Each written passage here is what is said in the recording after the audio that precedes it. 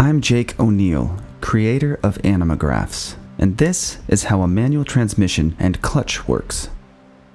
Manual transmissions are rare in new consumer cars, but millions of units still exist in older cars, commercial, and racing applications. For this video, we've chosen a front-wheel drive arrangement. Our transmission model is a constant mesh type design where gear sets are always in contact with each other. Let's start with the clutch. The clutch assembly is securely attached to the flywheel, which is bolted to the engine. It's always spinning if the car is running. The components inside this assembly allow power flow to be disconnected from the transmission input shaft. Note that the transmission input shaft does not itself connect to the engine crankshaft or flywheel. Connection to engine power is accomplished with a sliding friction disc, sometimes called a clutch plate, sandwiched between the flywheel surface and a movable pressure disc. The clutch plate assembly is splined to the transmission input shaft, but can slide back and forth. The pressure disc gradually squeezes everything together as the driver releases the clutch pedal for a smooth connection to engine power. To further ensure smooth power delivery, the clutch plate has a built-in damping system. The friction plate floats on the transmission input shaft. Power flows from the disc through damping springs which push against a rotating top plate whose center is splined to the transmission input shaft. The springs continuously absorb vibrations or other potentially harmful anomalies in the flow of power. Now let's look at how the pressure plate moves. The pressure plate is connected to a special diaphragm spring. This strong spring is what naturally presses the pressure plate to the flywheel.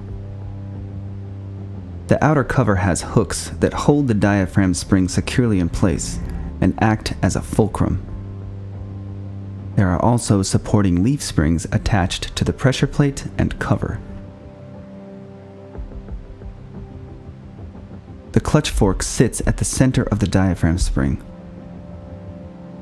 As the clutch fork pivots, it presses against a release or throw-out bearing, depressing the diaphragm spring's inner prongs, which in turn lifts its outer edge and the connected pressure plate. Let's see that movement a few more times. The clutch fork acts as a lever with a fulcrum point on the transmission case interior surface. It's driven by a hydraulic actuator whose lines lead back to the clutch pedal with its own hydraulic actuator and fluid reservoir.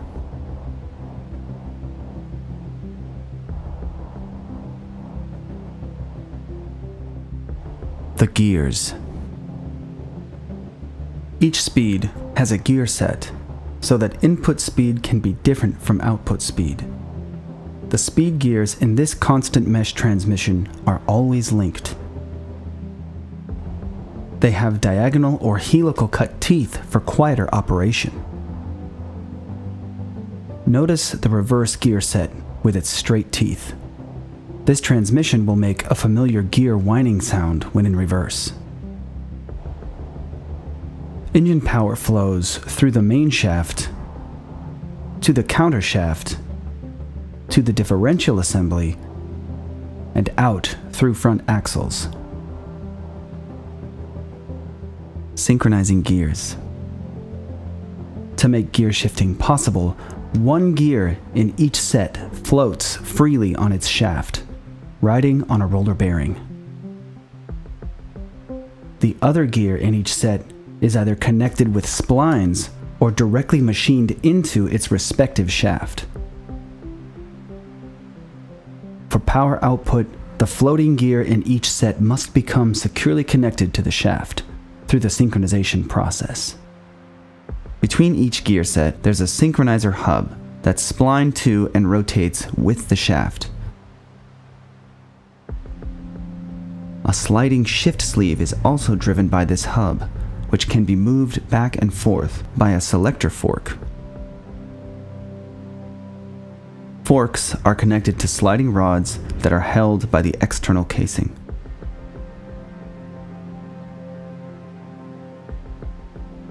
During gear selection, the fork moves the sleeve towards the desired gear. A blocker ring sits between the sleeve and the gear. The blocker ring's job is to get everything spinning at the same speed and lined up for a synchronization attempt, or block further movement if synchronization isn't possible for whatever reason. The hub has slots for 3 synchronizer keys that spin the blocker ring,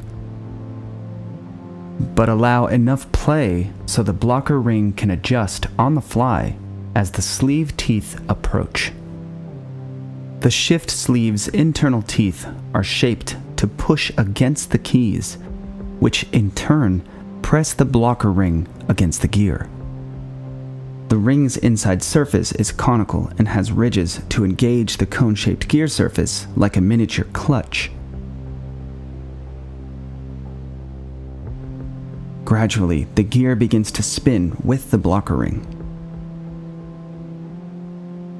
The keys are spring-loaded. Once enough pressing force builds, the keys are no longer needed and move down and out of the way,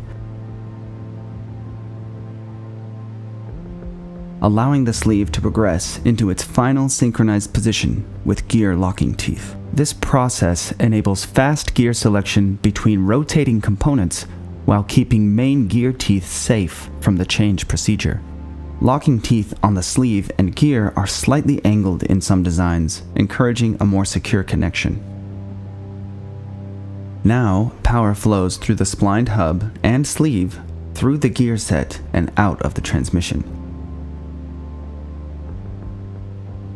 To switch gears, the clutch is pressed in, pressure is relieved, and the sleeve can slide into synchronization with an adjacent floating gear. Since each sleeve can only slide between adjacent gears, for this 6-speed transmission there are 3 selector forks and rods.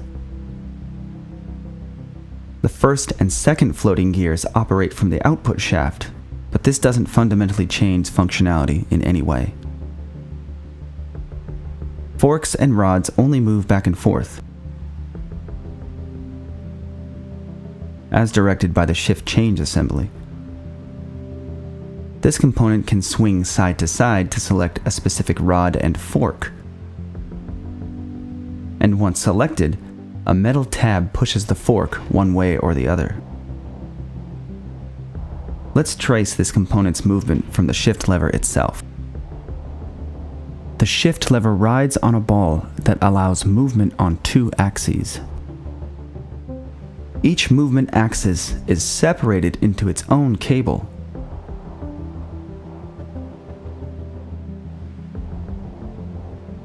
These work something like bicycle brake cables to translate stick movement to the transmission.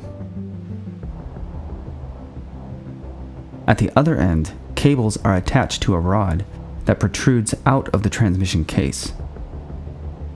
This rod can move up and down